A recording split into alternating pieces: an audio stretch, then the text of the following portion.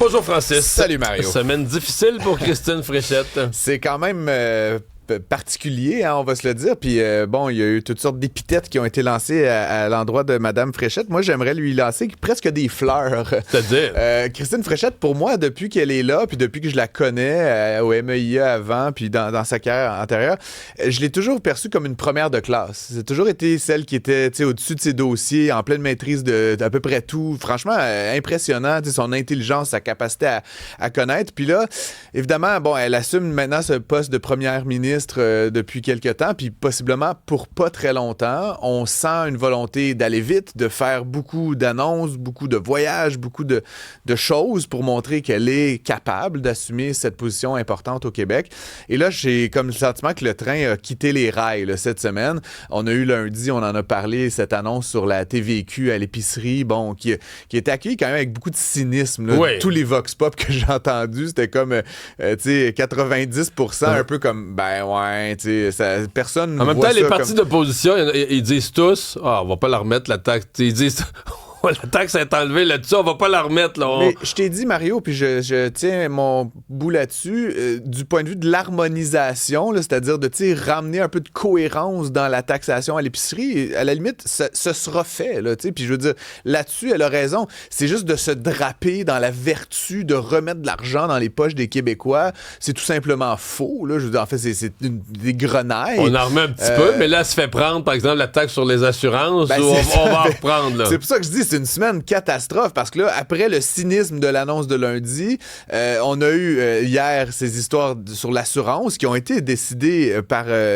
François Legault et Girard. Un an et quelque chose. Mais elle était à l'économie, là, je veux dire, elle était là, elle était au cabinet. Mais t'as-tu vu, parce que moi, ce matin, là, toute cette histoire-là, je suis retourné au texte de Michel Girard. Écoute, dans tout le Québec, à ma connaissance, il y a un journaliste. Dans tout le Québec, il y a un texte qui a été écrit parce que le gouvernement avait dissimulé ça dans le budget précédent comme une harmonisation, ce qui était pas faux, là, que la taxe sur les assurances était 9%, puis la TVQ, c'est 9,975. Fait que là, ils ont dit, ben là, il faudrait harmoniser ça. Il y a un taux de taxe. On met le même taux de taxe sur tout, mais hypocritement, c'est 300 millions que tu exact. 300 millions que tu viens chercher. On a donné 100 millions aux Québécois, mais de l'autre bord, on va leur reprendre 300 millions à partir du 1er janvier. Parce que ça a l'air niaiseux, mais toutes les assurances habitation, toutes les assurances auto et autres assurances, tu vas chercher le 0,975 de 1% de plus, mettons, là. Fait que, grosso modo, ça va appauvrir les Québécois de beaucoup plus que le petit congé qu'on a donné en début de semaine. Et rajoute à ça, je te parlais hier des radars photos. Bon, plusieurs commentaient en disant, bon, t'as juste à aller moins vite. Ça reste, Mario, que arithmétiquement, on va aussi piger un 300-400 millions dans les poches des Québécois. Fait que, résultat des courses, là, à la fin de cette semaine, on est 1 milliard plus pauvres dans nos poches. Fait que, je sais pas, pour Christine Fréchette, c'est quoi l'impression qu'elle veut... Tu sais, elle a fait cette annonce-là lundi, peut-être en espérant régir le cycle médiatique en disant, regardez comment la CAQ, la nouvelle CAQ, fait des efforts. Dans les faits, on va se retrouver demain vendredi avec un espèce de sentiment de se faire encore faire les poches par le gouvernement du Québec. Puis ça, ben, c'est clairement pas une impression qu'elle veut donner. Rajoute à ça, finalement, Mario, tu sais, je te dis, première de classe, là, et ça se veut pas méchant, tu sais, de pas savoir même l'ordre de grandeur de la dette québécoise. c'est impardonnable. En fait, l'ordre de grandeur, on ne saura jamais ce qu'elle savait ou pas, parce que des gens qui sont rigoureux vont pas dire, ben, tu sais, si je me trompe. Moi, je l'ai dit humblement. Moi, c'est des choses que je suis là, toute ma vie, là, depuis que j'ai 17 ans. C'est entre 200 puis 300 milliards. Moi, j'aurais dit 220, 230, c'est 250. Bon, c'est ça. Mais si tu dis 220, 230, t'es le premier ministre, est-ce que t'as l'air fou? Est-ce que t'as l'air de connaître moins fou que là, tu sais. Encore une fois, tu sais, c'est là où... Ouais, mais là, je pense qu'elle pensait que quelqu'un dans son entourage allait sortir la réponse. Bref, soit elle va trop vite, soit elle est mal préparée, soit il y a un enjeu de communication. Poser une question. Mettons, hier matin, à froid, là, t'envoies des journalistes, là, puis tu poses la question à Paul Saint-Pierre Plamondon, à Charles Milliard, à Ruba Gazal, à Éric Duhem. Est-ce qu'il y en a un des quatre qui aurait eu la réponse? Peut-être, je sais pas. Peut-être Duhem. Je sais pas. Peut-être Duhem. Les trois autres, après, encore une fois, moi non plus, je l'aurais pas eu. Là, je l'ai vérifié, mais tu comprends, Mario, que ça fait quand même plusieurs fois qu'Éric Girard, à chaque fois quasiment qu'il prend la parole, nous parle de 38%, 39% de dette nette. Puis là, tu sais, faut que tu connaisses le PIB du Québec qui est de l'ordre de 4 à 5. Tu comprends, je veux dire?